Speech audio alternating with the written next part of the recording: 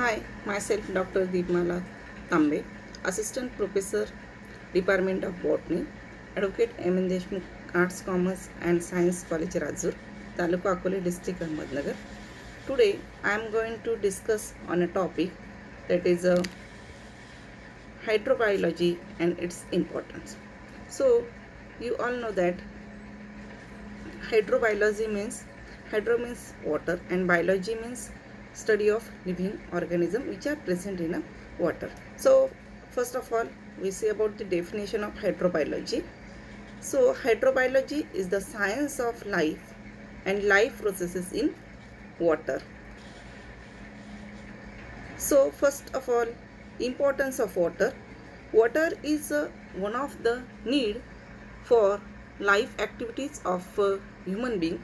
It is used for various purposes like drinking, irrigation, transport, sanitation, power generation and industries.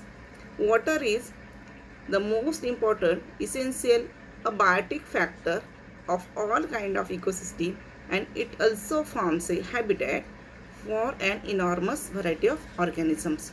In other words, water forms a biggest ecosystem, the aquatic ecosystem of the biosphere. So the global water is broadly classified into two classes, fresh water and salt water. Fresh water present in lactic and lotic form. The rise and fall in chemical and physical factors very frequently affect on flora and fauna in a water. About 97% of earth water is ocean water, and remaining only 1% is available fresh water, and it is used trapped in underground reservoir, lake, ponds, pools, streams and river. So factors affecting on hydrobiology. There are three types of factors which affects on hydrobiology. First one is the biological factor.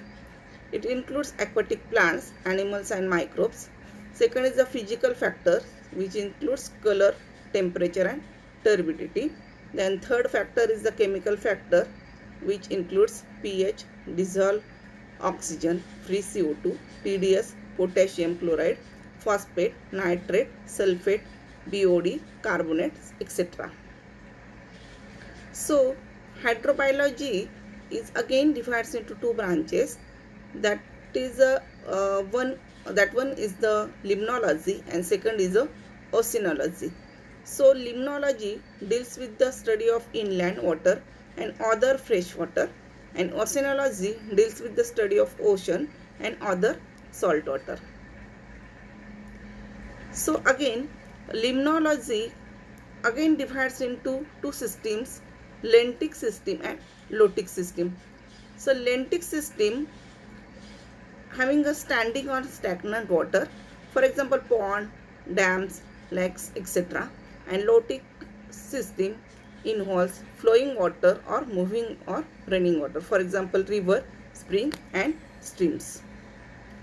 So what is the difference between lentic and lotic water bodies? So the flowing water are very diverse, not only in size but in characteristics.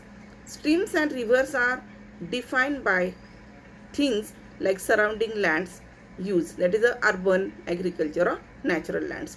Size of the watershed, stream order, geology, soil topography, flow and vegetation. Rivers and streams are more diverse than the lakes for many reasons, that is the surrounding of land use, size of the watershed, stream order, geology and soil type, topography, rate of stream flow and vegetation types. So this lentic and lotic water bodies consisting biotic and abiotic components. So first of all we see about the biotic components in lotic and lentic water. So biotic components includes a living organism, and living organism consisting plants, animals and microorganisms. So first of all we say about the plants. So the plants, there some plants are very minute in size. That plants are called as the microphytes. They having a few size. They having a size few micrometer to few hundred micrometers. It includes algae, fungi, and the examples of that Capsula, Microcystis, Lingvaya, Spirulina, Anabaena, Nostoc, Chlorococcus, Gluocapsa, Holvax, Illothrix, Cryptophora, Stygoclonium, Udogonium, Clostridium, Pediastrum, Colostrum, Oocysts, Synodesmus, Gygnema, like this. These are the biotic components in lotic, and these are the microphytes present in a plant body. Then next is the macrophytes. The macrophytes are the plants which having a larger size than the microphytes. They are again divided into emerging hydrophytes, floating leaf hydrophytes, submerged hydrophytes. And the examples of emerging hydrophytes are Marsilia, Cyprus, Potamogeton. Floating leaves hydrophytes are Ecornia, Lemna, Azolla, Pistia, Salvia. And submerged hydrophytes having example Hydrilla, then Cara, etc. There are some animals which are present in lotic and lentic ecosystem. Zooplankton.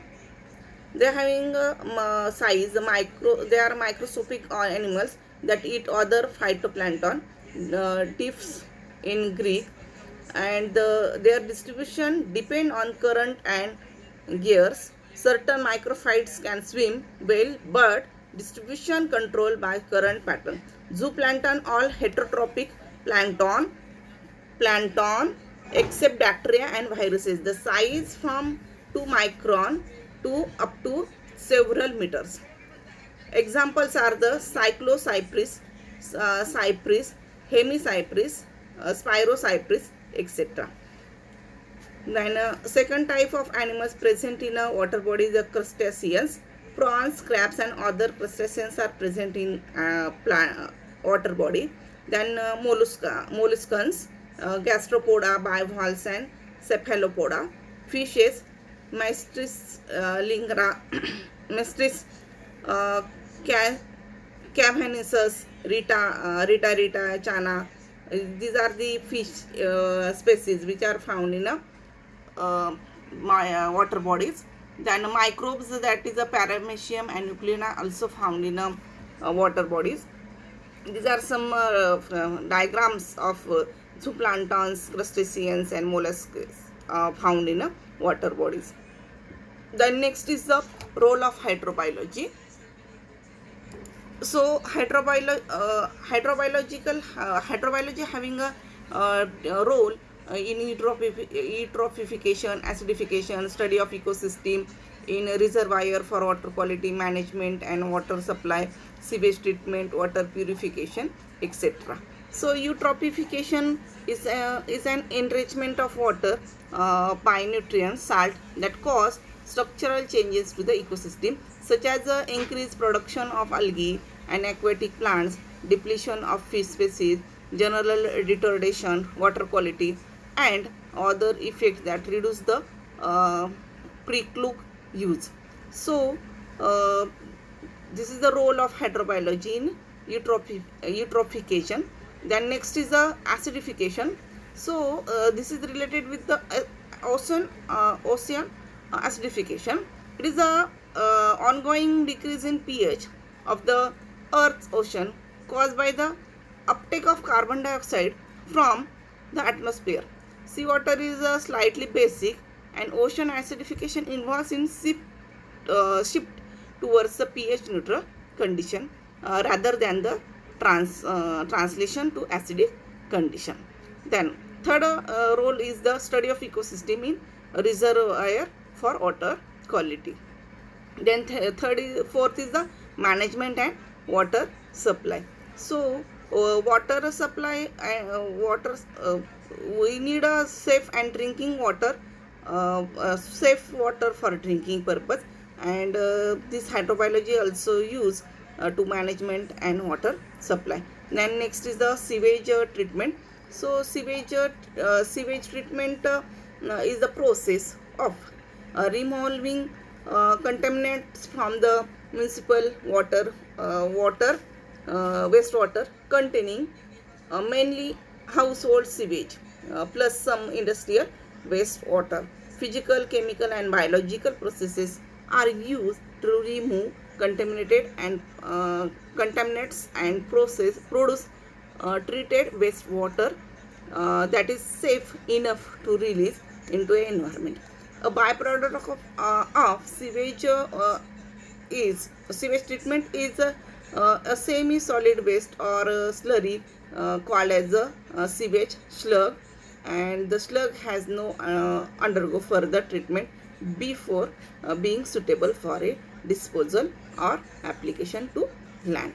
Then last is the water purification. So the water purification is the process of removing desirable chemical, biological contaminants, suspended solids and gases from water. The goal is to produce water fit for specific purposes.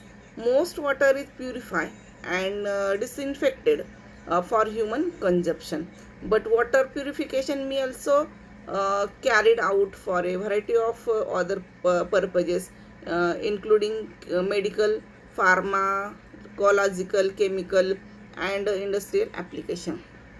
So the method which are used for water purification, that is the filtration, semi sedimentation, and distillation. Then so this is about the water purification. Then thank you very much for listening.